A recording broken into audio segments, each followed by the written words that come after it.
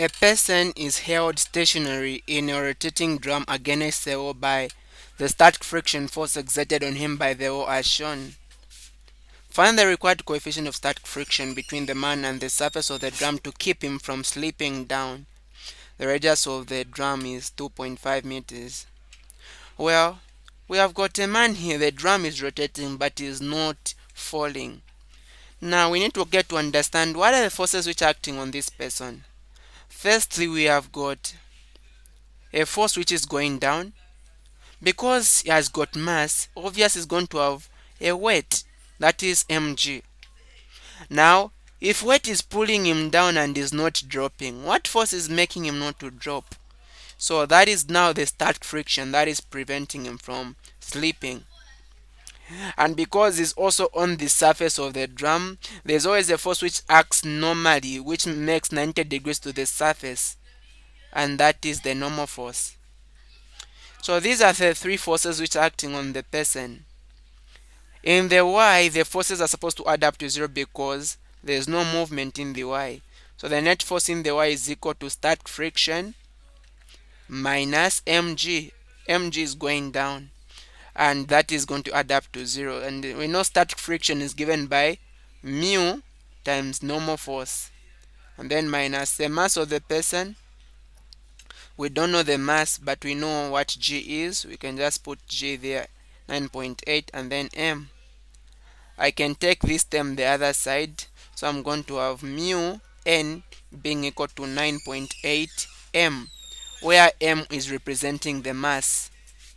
To remain with mu, that is going to be 9.8 mass divided by normal force. So we don't know the normal force in this case. Now, the normal force is going in the direction, so this drum is rotating in that manner, and there's always a force which is pulling this person towards the center, and that is in this case due to the normal force. So the centripetal force here is going to be equal to the normal force. Centripetal force is given by mass velocity squared divided by the radius, and that will be equal to normal force. The mass we still don't know. The velocity, the drum is rotating at 0.6 revolutions per second. That is 0.6 revolutions per second, and that we are going to multiply by. We know that in one revolution, how many radians do we have? In one revolution, we have got 2 pi radians. So that is going to give us 0.6 multiplied by 2 pi. That is 3.7699. It will now be in radians per second. Still, this v is not angular velocity but linear velocity.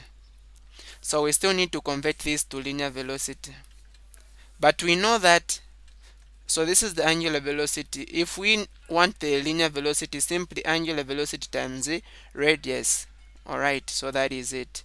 So here we have got 3.7699 multiply the radius. The radius is 2.5. So that is going to be equal to, so the value we are going to get is 9.424777961. So we are going to substitute here 9.424777961, and that value squared again divided by the radius, and we know the radius is 2.5. This should be equal to the normal force. So if we square this value which we have here and divide it by 2.5, we are going to get, okay, that is going to give us 35.53057, and there's also m there, so we don't need to forget about it. This should be equal to the normal force. So we'll go on and substitute now where there is n and put that value which we found. So mu is going to give us 9.8 m divided by, where there is normal force, we put 35.53057 m. So we can see that m cancels out, so mu remains 9.8 divided by the value which we have, that is going to be 0.275818777, and we can write this to just two decimal places as 0.28. So that is going to be the coefficient of static friction that is going to be acting on the person so that it does not fall. Thank you so much for watching. Stay blessed.